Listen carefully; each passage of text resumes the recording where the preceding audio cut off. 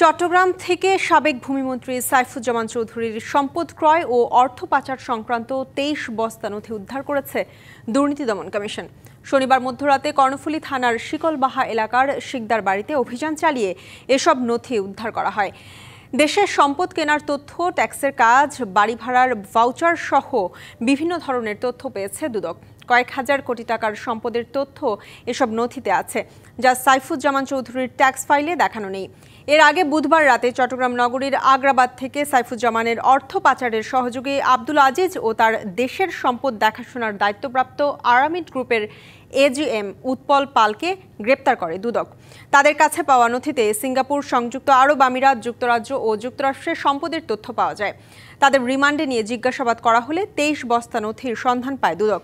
দুদক জানায়, পরপর ৩ দিনের অভিযান পরিচালনার পর আজ এসব নথি উদ্ধার করা সম্ভব হয়েছে।